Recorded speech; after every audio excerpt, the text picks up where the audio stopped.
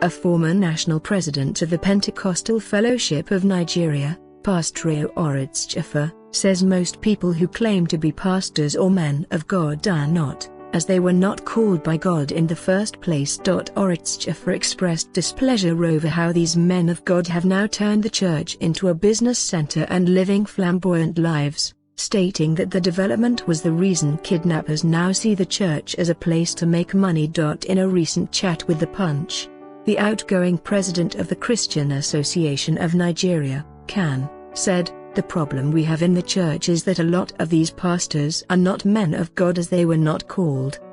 They are mercenaries, commercially minded people. The duty of the church is to preach morality, not materialism, and because Nigerians are very gullible, they are easy victims of deceit. They fall prey to some of these pastors or prophets of doom. The way they live gives a wrong impression of what should be in a church of God. There should be no room for material possessions. I am not saying a man of God should not live a life of comfort, but it should be a life of good comfort. That is why kidnapping is now a common thing even in the church. It is unfortunate that we are having this kind of problem because most places of religious gathering, particularly of the Christian faith, are seemingly reducing their faith to commercials. So many people think they have money and most of them live a flamboyant lifestyle. As such, the kidnappers mistake them for money men, but there is nothing there. The kidnappers would be kept at bay if they stopped preaching prosperity and allowing dirty money to go into the church coffers. I also think the church is losing its moral values. The values are disappearing gradually. We should preach values and not materialism.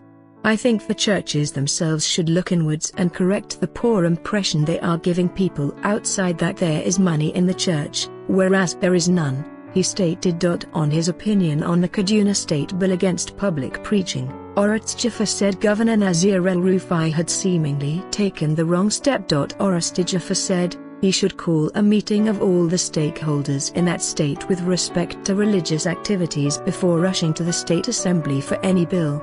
Be that as it may, we have to be very careful if there is any bill intended to wear religious coloration.